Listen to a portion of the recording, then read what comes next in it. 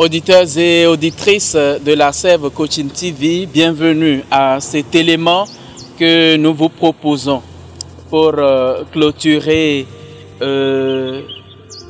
nos éléments sur l'indépendance de notre pays qui a célébré le 1er août dernier les 61 ans de son accession à l'indépendance.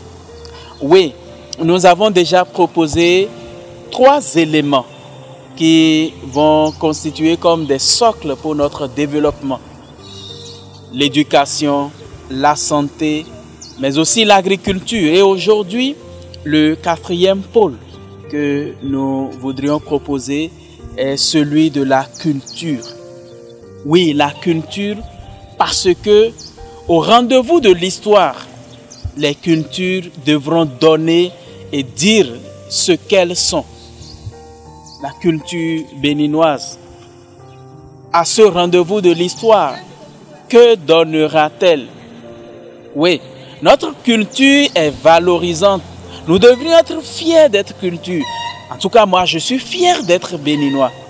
Et je n'ai pas de complexe à dire que je suis béninois.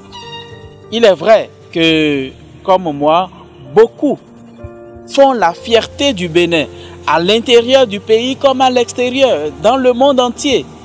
Et c'est à notre actif parce que c'est le moyen pour nous de dire notre culture, de vendre notre culture. Et cette culture va promouvoir le tourisme, non seulement le tourisme, mais aussi fédérer les cultures au sein d'abord de notre propre pays, mais au plan universel. Nous devons payer notre denier de culture, comme l'autre le dirait. Oui, la culture, c'est important. Et chacun de nous, nous devrons la prendre au sérieux. Vous savez que de plus en plus, la mode nous gagne. Mais devons-nous accueillir la mode au point de dénaturer notre culture, au point d'oublier notre culture?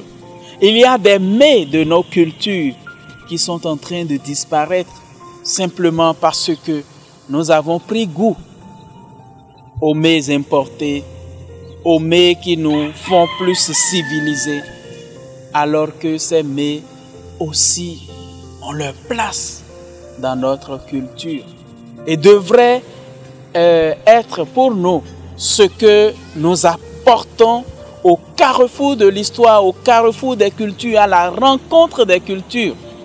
C'est de cette façon aussi que nous garderons notre identité et que nous serons à travailler pour la prospérité de notre culture.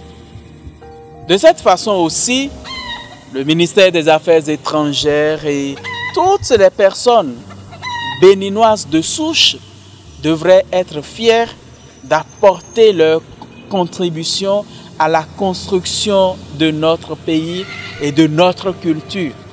C'est un devoir pour nous, que nous soyons dans le pays ou hors du pays, voilà, à contribuer à l'émergence de ce pays, à la construction de ce pays, parce que nous sommes d'une certaine façon redevables. Et donc, si nous pourrions travailler à ce que la contribution des uns des autres soit toujours les bienvenus et que nous ne chassions pas, voilà, les contributions des uns ou des autres simplement parce que ils ne sont pas toujours dans la vision que nous partageons ou que nous portons, cela risque de faire regresser non seulement notre culture, mais notre peuple. Chacun devrait pouvoir faire quelque chose de beau pour son pays. Et nul ne sera de trop.